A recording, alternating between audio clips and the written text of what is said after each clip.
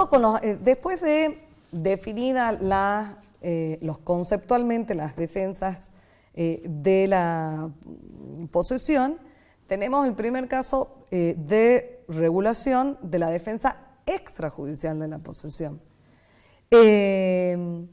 Esta defensa extrajudicial de la posesión es una excepción ¿a qué? Una excepción de lo que veníamos diciendo justamente, de que frente a frente a la agresión de un derecho individual, es el Estado el que se reserva la protección. Es el Estado, yo tengo que recurrir al Estado para que el Estado me reintegre, me reconstituya, me defienda en ese derecho. No obstante, se regula en el 2240 la defensa extrajudicial de la posesión, y por ser una excepción siempre va a estar sujeta a una interpretación restrictiva y a un cumplimiento riguroso de los presupuestos para que esta acción, que está regulada en el 2240, se pueda ser reconocida como una defensa extrajudicial. Si yo no cumplo con los presupuestos del 2240, yo, que puedo ser aquel que tengo el derecho a la posesión, pero no cumplí, o siendo el propietario del inmueble, no cumplo con los presupuestos y lo saco al usurpador manu militari, es decir, a través de vía de hecho, ¿qué puede suceder? Que ese poseedor ilegítimo me interponga a mí, ¿qué? Una acción posesoria. Y encima de daños también. Claro, y encima de daños. Entonces, ¿cuáles son, cómo funciona la defensa extrajudicial? La legitimación activa es amplia. ¿Qué significa? Cualquier clase de titular de una relación de poder. Dentro de las defensas posesorias es la única defensa que le reconoce legitimación al servidor de la posesión. Y para el solo único efecto que se lo reconoce. Y para el solo único efecto que se lo reconoce. La legitimación pasiva, ¿quién va a ser? Obviamente el autor de la agresión violenta. ¿Y por qué decimos de la agresión violenta? Porque no sirve para otros supuestos como la defensa de extrajudicial me requiere una inmediatez en mi reacción.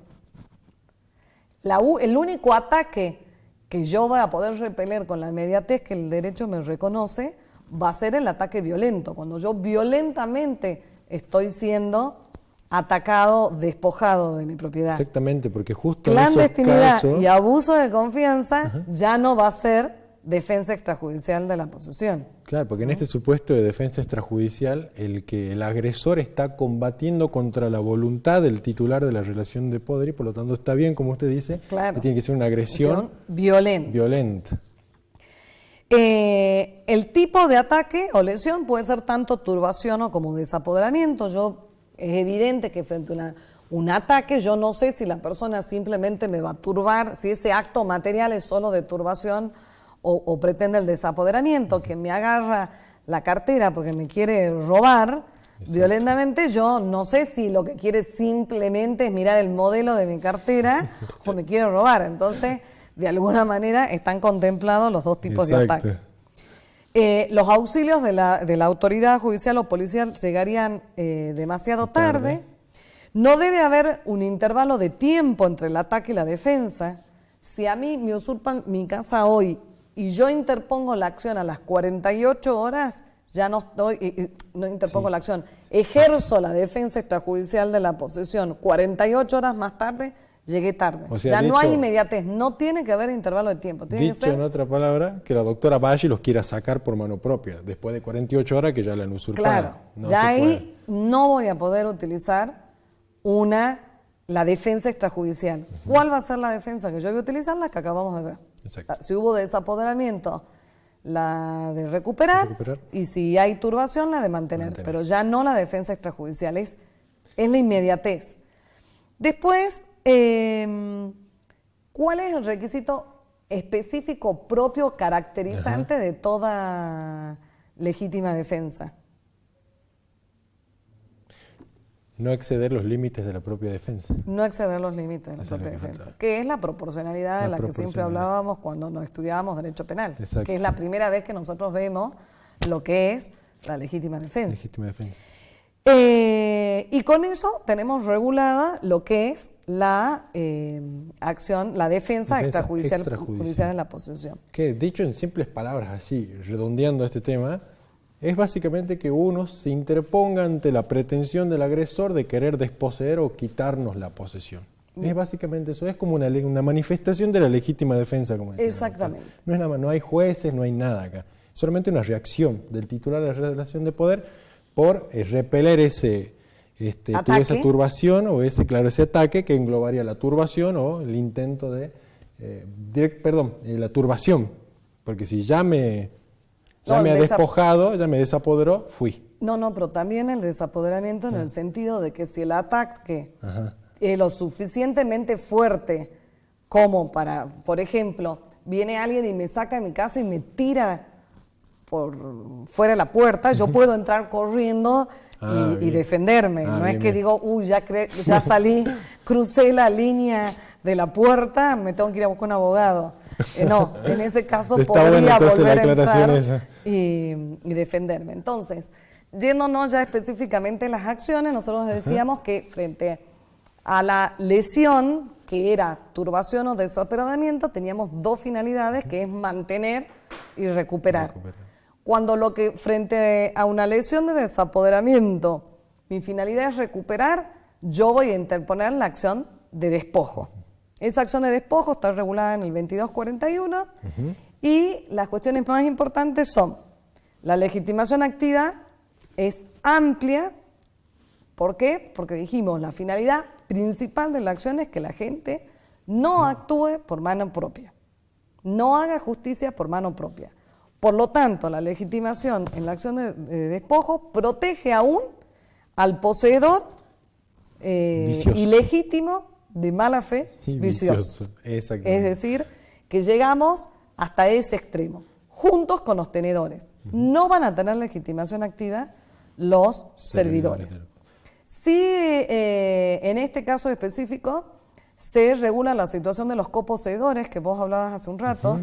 En este código es interesante porque no solamente se habla de la coposesión en materia de posesión, sino que en materia de legitimación habla específicamente del supuesto de los coposeedores, diciendo que el coposeedor, cuando tiene acción frente a terceros, no necesita reunir la voluntad del otro coposeedor, sino que tiene legitimación propia para exigir la defensa del todo. Bien.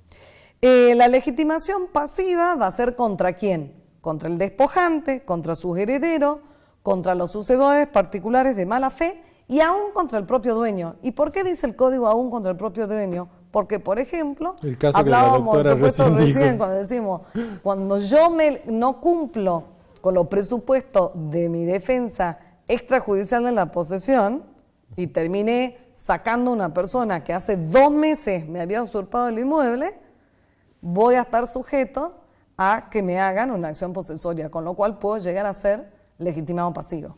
O sea, ahí la doctora también, a pesar de ser titular, está siendo usurpadora porque está sacando al usurpador de su posesión. Claro, estoy usurpando su relación de poder. Claro, exactamente. Entonces lo que se protege acá es la relación de poder, no la titularidad del derecho real. Acá no nos interesa eso. Acá protege relación de poder. Y la sentencia que se dicte acá va a ser dijimos, ¿cuál es la finalidad de cada una de las acciones? Era recuperar. Entonces, el artículo dice, la sentencia va a determinar la restitución de la cosa, va a hacer cosa juzgada material respecto del hecho de la posesión o del hecho de la tenencia. No va a haber pronunciamiento sobre qué, sobre el derecho. Jamás va a haber pronunciamiento sobre el derecho, pero sí va a ser cosa juzgada material sobre el hecho de la posesión y la tenencia, que eso puede llegar a tener importancia, relevancia, si viene una acción real posterior de cualquiera de las partes. Entonces, después de la acción de despojo, que es la de mayor intensidad, porque la lesión fue la más grave, que fue el desapoderamiento, va a venir la acción de mantener, que es el artículo 2242. También analizamos los 3 supuestos que vimos en la acción anterior. La legitimación activa se mantiene con la misma amplitud, al poseedor aún vicioso, al tenedor, no a los servidores, y se le hace extensivo el análisis de la coposesión a la acción de mantener. La legitimación pasiva va a ser solo contra el turbador y sus herederos en la medida en que mantengan los actos materiales de turbación. Claro. Y por último, la sentencia que se dicte en la acción de mantener, ¿qué es lo que va a terminar decidiendo si hace lugar a la acción? Básicamente el cese de esos actos materiales que constituían la turbación, que cese el obstáculo, que cese la molestia. Exacto. Y tiene los mismos efectos de cosa juzgada material sobre el hecho de la tenencia y el hecho de la posesión, al igual que la acción de despojo. Y por último nos vamos a los interdictos, y acá sí me detengo a hacer el siguiente análisis. A ver. Nosotros en el esquema de Vélez existían las acciones posesorias que tenían un sistema muy complejo porque las acciones posesorias tenían íntima relación con la clasificación de la posesión que vos diste. Es decir, el poseedor de buena fe tenía una acción, los poseedores de mala fe tenían otra acción, si el poseedor era vicioso, las acciones a su vez tenían otros efectos, y junto con eso coexistían lo que se llamaban las acciones policiales, que era algo parecido o similar a los interdictos. Esto llevó a que en la práctica la gente nunca ejerciera una acción posesoria, la gente no recurría a la acción posesoria porque era compleja en su prueba y corrías el riesgo todavía de perder la acción. Las acciones policiales se consideraban que se superponían o yuxtaponían hoy con los interdictos. En el nuevo esquema lo único que queda son las acciones posesorias, estas dos acciones y puntos que no están unidas a una clasificación de la posesión, a cómo es la posesión, la naturaleza jurídica de la posesión, y conviven los interdictos. ¿Por qué se da esta convivencia? Y se da esta convivencia porque los códigos procesales en la mayoría de sus casos no se han modificado todavía. Entonces coexisten. Evidentemente, si hoy las acciones posesorias, el propio Código Procesal Civil y Comercial dice que deben tramitarse por el medio más rápido y ágil que contemple la norma procesal del lugar, las acciones posesorias hoy van a tramitar por la vía sumarísima. Nuestros interdictos procesales también van por la vía sumarísima. La única diferencia, mientras los códigos procesales no se modifiquen, la única diferencia que subsiste es que los interdictos están sujetos a un plazo de caducidad, por lo tanto, es un plazo que no se suspende ni se interrumpe, y yo tengo un año desde el hecho turbatorio o desde el hecho de desapoderamiento para iniciar el interdicto, y si no el interdicto se caducó, y como plazo de caducidad es ejercible de oficio. ¿Qué significa? Que el juez, haciendo el contralor de oficio, puede rechazar el interdicto por la caducidad. Ese sería lo más importante. Mientras que las acciones posesorias, en cambio, no están sujetos a un acto a un plazo de caducidad, sino a un plazo de prescripción, que también es de un año. Entonces, habrá que ver qué posición jurídica toma el legislador local respecto de la supervivencia o no de los interdictos, para decir los interdictos se mantienen y por lo tanto bajo estas condiciones mantienen esta pequeña diferencia con las acciones posesorias, o los interdictos dejaron de ser una necesidad porque prácticamente hoy la protección estaría absorbida totalmente a través de una acción posesoria. Claro. ¿Qué es lo que uno ve en la práctica? En la práctica uno ve que el abogado interpone un interdicto y en la fundamentación jurídica de su demanda no solamente recurre a las normas del Código Procesal, sino a las normas de la acción posesoria. Pero el juez, al resolver esa pretensión, la resuelve como un interdicto. El interdicto vamos a tener que tiene este paralelismo de las acciones posesorias, que significa tengo un interdicto de mantener o retener, cualquiera sea la designación que se utilice en función a la normativa procesal de cada lugar. Vamos a tener que en el de mantener la legitimación activa va a estar en ¿dónde? En quien tiene actualmente la posesión o la tenencia de la cosa. La legitimación pasiva va a ser el que perturbe por actos materiales o por amenazas, sus sucesores o los partícipes. El procedimiento es lo mismo que la acción posesoria, es sumarísimo, y la prueba que tiene que concentrar el actor para que proceda el interdicto es el hecho de la posesión, la verdad o la falsedad de los hechos de la perturbación y la fecha en que se produjeron. ¿Por qué la fecha en que se produjeron? Porque, como acabamos de decir, el interdicto está sujeto a un plazo de caducidad. En el interdicto de recobrar vamos a estar en una situación parecida, que significa que la legitimación activa va a ser en aquel que se encuentra en el estado actual de la posesión o tenencia de la cosa y fue desapoderado en forma total o parcial. Entonces, ¿en qué va a recaer la prueba de mi posesión? En que yo era poseedor o tenedor de la cosa y que fui despojado, o sea que fui excluido de mi relación de poder. La legitimación pasiva va a ser el autor denunciado, sus sucesores, sus partícipes, y acá se agrega el que sea beneficiado por el despojo. Es decir, que yo puedo demandar a uno en que fue beneficiado por el despojo. ¿Quién puede haber sido beneficiado del despojo? El que ocupa actualmente la cosa, pero que no fue el autor del desapoderamiento. Ese sería un beneficiario del despojo y por lo tanto cabría dentro de la legitimación pasiva de un interdicto. Lo interesante es que en este interdicto se da la posibilidad, los códigos procesales generalmente dan la posibilidad de ampliar por acumulación la legitimación pasiva y de convertir el interdicto que inició como un interdicto de mantener porque era un acto de mera turbación. En el interín ese acto de mera turbación se agrava y provoca el desapoderamiento, entonces yo puedo ampliar la legitimación y puedo convertir la acción en un interdicto de mantener a un interdicto de recuperar, en forma inmediata sin necesidad de retrotraer la acción. Lo mismo también en la acción posesoria, ¿no? El tema Lo de mismo, la conversión. la conversión es en la acción posesoria, exactamente. La sentencia, como es un interdicto de recuperar, ¿qué va a provocar? ¿Qué es lo que va a terminar decidiendo en un interdicto? La restitución.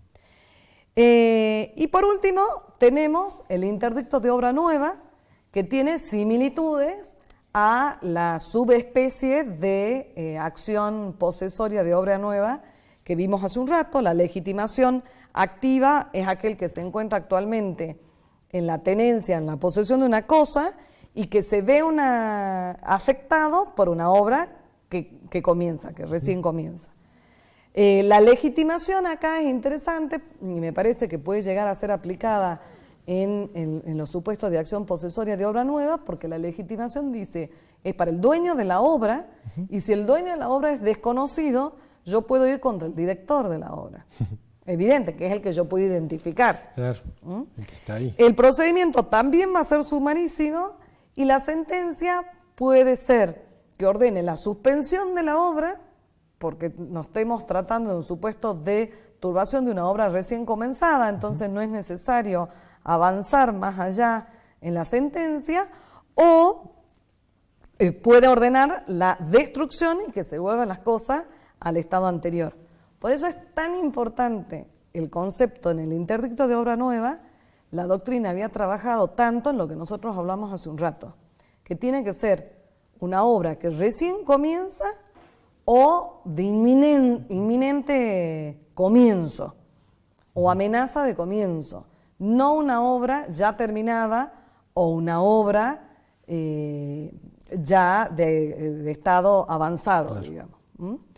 Y con eso terminamos lo que es la bolilla 6 de defensa de la posesión, que como podés ver, Facundo, con el nuevo código es una cosa Simplificada. sumamente sencilla. Y además es interesante todo lo que nos comenta la doctora, porque también es jueza civil y comercial, así que ella sabe sobre estos temas de interdicto y acciones posesorias, lo que le llega.